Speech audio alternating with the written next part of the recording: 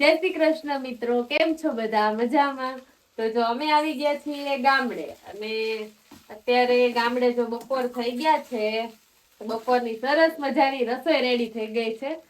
તો હું પેલા તમને કહી દઉં કે કેટલા ટાઈમથી અમે લોકો સુરત હતા, 5-6 દિવસ રોકાણા, ઉત્તરાયણ કરવા ગયા હતા.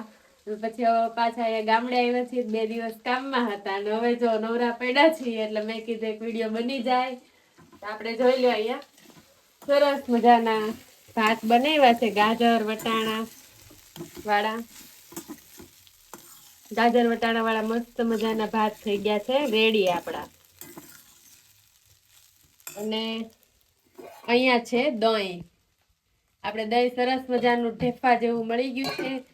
અહીંયા છે ફણસી અને બટેકાનું સરસ મજાનું શાક. લીલા કલરનું બનાવ્યું છે. લીલા કલરનું એટલે લીલું શાક, લીલા મસાલા વાળું.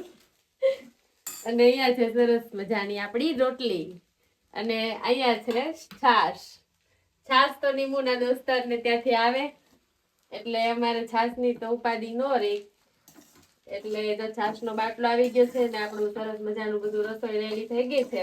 આપણે રાઈસ પણ એકદમ મસ્ત રીતે રેડી થઈ ગયા છે ગાજર વટાણા વાળા. તો હવે અમે લોકો બેસી જવાના છીએ જમવા માટે. તો તમે લોકો ફણસી બટેકાનું શાક બનાવો છો અને એની મને કોમેન્ટ કરવાનું ભૂલતા નહીં. આવી રીતે